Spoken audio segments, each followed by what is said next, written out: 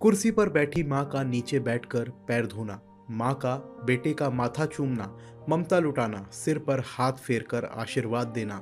बेटा भले ही देश का प्रधानमंत्री हो, लेकिन माँ का उसको शगुन भेंट करना। हम बात कर रहे हैं प्रधानमंत्री नरेंद्र मोदी और उनकी माँ हीराबेन की, दोनों की जबरदस्त बॉन्डिंग की। माँ हीराबेन बीमार हैं, ये सुनकर प्रधानमंत्री नरेंद्र मोदी अहमदाबाद के लिए रवाना हो गए। माँ तो वैसे भी ममता की मूरत होती है, वात्सल्य की सूरत होती है। पीएम मोदी ने इसी साल हीराबेन के 100वें जन्मदिन पर मां नाम से भावुक कर देने वाला ब्लॉग लिखा था, जिसमें अपने जीवन पर मां के प्रभाव और उनकी अहमियत को बयां किया था। आइए आपको बताते हैं मोदी और उनकी मां के वो 5 किस्से जो दिल को छू लेते हैं। प्रधानमंत्री का बचपन अभावों से गुजरा था। वो कभी रेलवे स्टेशन पर चाय बेचा करते थे। ये किस्सा तो वैसे भी बहुत ही मशहूर रहा है। पीएम मोदी ने अपने ब्लॉग में गुर्बत के दिनों को याद करते हुए लिखा है कि किस तरह उनकी मां परिवार के गुजारे के लिए दूसरों के घर के बर्तन मांजा करती थी। उन्होंने लिखा है, मां कभी अपेक्षा नहीं करती थी कि हम भाई बहन अपनी पढ़ाई छोड़कर उनकी मदद करें। वो कभी मदद के लिए उनका हाथ बटाने के लिए नहीं कहती थी।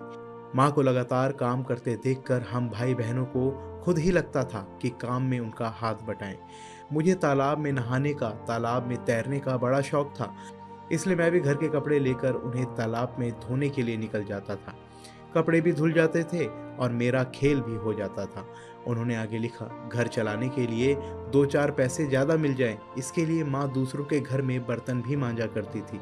समय निकालकर चरखा भी चलाया करती थी, क्योंकि उससे भी कुछ पैसे जुट जाते थे। कपास के छिलके से रुई निकालने का काम, रुई से धागे बनाने का काम, ये सब कुछ माँ खुद ही करती थी। उन्हें डर रहता था कि कपास के छिलके के कांटे कहीं हमें ना चुभ जाएं। पीएम मोदी ने अपनी मां के संघर्षों को याद करते हुए लिखा है, बचपन के संघर्षों में मेरी मां को उम्र से बहुत पहले बड़ा कर दिया था। वो अपने परिवार में सबसे बड़ी थी और जब शादी हुई तो भी सबसे बड़ी बहू बनी। बचपन में जिस तरह से वो अपने घर में सभी की चिंता करती थी, सभी का ध्यान रखती थी, सारे कामकाज की जिम्मेदारी उठाती थी, वैसी ही जिम्मेदारियां उन्हें ससुराल में उठानी पड़ी। इन जिम्मेदारियों के बीच, इन परेशानियों के बीच माँ हमेशा शांत मन से हर स्थिति में परिवार को संभाले रहीं। वड़नगर में जिस घर में हम लोग रहा करते थे वो बहुत ही छोटा था। उस घर में कोई खिड़की नहीं थी, कोई बाथरूम नहीं था, कोई शौचालय नहीं था। कुल मिलाकर मिट्टी की दीवारों और खपरेल की छत से बना वो 1-1.5 कमरे का ढांचा ही हमारा घर था। उसी में माँ, पिताजी, हम सब भाई बहन रहा करते थे। उस छोटे से घर में माँ को खाना बनाने में कुछ सहूलियत रहे, इसलिए पिताजी ने घर में बांस की फट्टी और लकड़ी के पटरों की मदद से एक मचान जैसी बनवा दी थी। वही मचान हमारे घर की रसोई थी। माँ उसी पर चढ़कर खाना बनाया करती थी और हम लोग उसी पर बैठकर खाना खाया करते थे। पीएम मोदी ने अपने ब्लॉग में उन दिनों को भी याद किया जिस दौर में वह बीजेपी के संगठन में कामकाज में मशगूल थे। उन्होंने एक वाक्य बताया कि किस तरह उनकी माँ केदारनाथ की यात्रा पर गई थी तो तमाम लोग उनसे पूछने लगे कि क्या आप नरेंद्र मोदी की माँ हैं। लोगों ने उनका खूब स्वागत सत्कार किया, जिससे वह खूब प्रभावित हुई। उन्होंने लिखा है, मेरी माँ का मुझ पर बहुत अटूट विश्वास रहा। उन्होंने अपने दिए संस्कारों पर पूरा भरोसा रहा। मुझे दशकों पुरानी एक घटना याद आ रही है। तब तक मैं संगठन में रहते हुए जनसेवा के काम में जुट चुका था। घर वालों से संपर्क ना के बराबर ही रह गया था। उसी दौर में एक बार मेरे बड़े भाई माँ को बद्रीनाथ जी, केदारनाथ जी के दर्शन कराने के लिए ले गए थे। बद्रीनाथ में जब माँ ने दर्शन किए तो केदारनाथ में भी लोगों को खबर लग गई कि मेरी माँ आ रही है। उसी समय अचानक मौसम भी बहुत खराब हो गया था। ये देखकर कुछ लोग केदार घाटी से नीचे की तरफ चल पड़े। वो अपने साथ में कंबल भी ले गए। वो रास्ते में बुजुर्ग महिलाओं से पूछते जा रहे थे कि क्या आप नरेंद्र मोदी की माँ हैं। ऐसे ही पूछते हुए वो लोग माँ तक पहुँचे। उन्होंने माँ को कंबल दिया, चाय पिलाई। फिर तो वो लोग पूरी यात्रा भर माँ के साथ ही रहे। केदारनाथ पहुँचने पर उन लोगों ने माँ के रहने के लिए अच्छा इंतजाम किया। इस घटना का माँ के मन में बड़ा प्रभाव पड़ा। तीर्थ यात्रा से लौटकर जब माँ मुझसे मिली तो कहा कि कुछ तो अच्छा काम कर रहे हो तुम, लोग तुम्हें पहचानते हैं। अपने ब्लॉग में पीएम मोदी ने लिखा है कि किस तरह एकता यात्रा के दौरान फगवाड़ा में एक आतंकी हमला हुआ था, जिससे उनकी माँ उन्हें लेकर बहुत चिंतित हो गई थी। उन्होंने लिखा है, आपने भी देखा होगा मेरी माँ कभी किसी सरकारी या सार्वजनिक कार्यक्रम में मेरे साथ नहीं जाती हैं। अब तक 2 बार ही ऐसा हुआ है जब वो किसी सार्वजनिक कार्यक्रम में मेरे साथ आई हैं।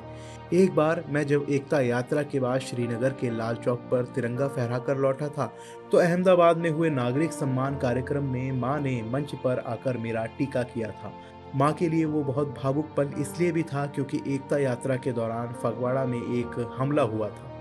उसमें कुछ लोग मारे भी गए थे। उस समय माँ मुझे लेकर बहुत चिंता में थी। तब मेरे पास 2 लोगों का फ़ोन आया था। एक अक्षरधाम मंदिर के श्रद्धेय प्रमुख स्वामी जी का और दूसरा फ़ोन मेरी माँ का था। माँ को मेरा हाल जानकर कुछ तसल्ली हुई थी। दूसरी बार वो सार्वजनिक तौर पर मेरे साथ तब आई थी जब मैंने पहली बार मुख्यमंत्री के रूप में शपथ ली थी। 20 साल पहले का वो शपथ ग्रहण ही आखिरी समारोह है जब माँ सार्वजनिक रूप से मेरे साथ कहीं उपस्थित रही हैं। इसके बाद वो कभी किसी कार्यक्रम में मेरे साथ नहीं आई। पीएम मोदी ने अपने ब्लॉग में आगे लिखा, मुझे एक और वाकया याद आ रहा है। जब मैं सीएम बना था तो मेरे मन में इच्छा थी कि अपने सभी शिक्षकों को सार्वजनिक रूप से सम्मान करूं। मेरे मन में तो ये भी था कि माँ तो मेरी सबसे बड़ी शिक्षक रही हैं, उनका भी सम्मान होना चाहिए। हमारे शास्त्रों में भी कहा गया है, माता से बड़ा कोई गुरु नहीं है। नास्ति मात्रः समो गुरुहम। इसलिए मैंने माँ से भी कहा था कि आप भी मंच पर आइए, लेकिन उन्होंने कहा कि देख भाई, मैं तो निमित्त मात्र हूँ। तुम्हारा मेरी कोख से जन्म लेना लिखा हुआ था, तुम्हें मैंने नहीं भगवान ने गढ़ा है। ये कहकर माँ उस कार्यक्रम में नहीं आई थी। मेरे सभी शिक्षक आए थे, लेकिन माँ उस कार्यक्रम से दूर ही रहीं। प्रधानमंत्री नरेंद्र मोदी ने अपने ब्लॉग में लिखा है कि जब उन्होंने घर त्याग कर समाज सेवा और राजनीति में कदम रखने का फैसला किया तो उससे पहले ही माँ को इसका आभास हो गया था। उन्होंने लिखा है, मैंने जब घर छोड़ने का फैसला कर लिया तो उसे भी माँ कई दिन पहले ही समझ गई थी। मैं माँ पिताजी से बात बात पर कहता ही रहता था कि मेरा मन करता है कि बाहर जाकर देखूं दुनिया क्या है। मैं उनसे कहता था कि रामकृष्ण मिशन के मठ में जाना है। स्वामी विवेकानंद जी के बारे में भी उनसे खूब बातें करता था। माँ पिताजी ये सब सुनते रहते थे। ये सिलसिला कई दिनों तक लगातार चला। एक दिन आखिरकार मैंने माँ पिता को घर छोड़ने की इच्छा बताई और उनसे आशीर्वाद मांगा। मेरी बात सुनकर पिताजी बहुत दुखी हुए।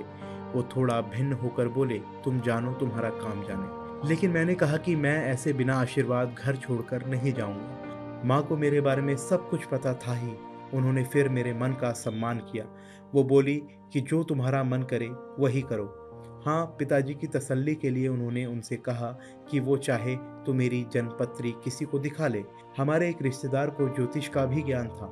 पिताजी मेरी जन्मपत्री के साथ उनसे मिले। जन्मपत्री देखने के बाद उन्होंने कहा कि उसकी तो राह ही कुछ अलग है। ईश्वर ने जहाँ तय किया है वो वहीं जाएगा। तो ये थी प्रधानमंत्री मोदी और माँ हीराबेन के वो 5 किस्से जो दिल को छू लेते हैं। कैसी लगी आपको ये हमारी स्टोरी, हमें कमेंट बॉक्स में ज़रूर लिखें। अभी के लिए बस इतना ही, मिलते हैं अगली कहानी के साथ। तब तक के लिए देखते रहिए जनहित टाइम्स।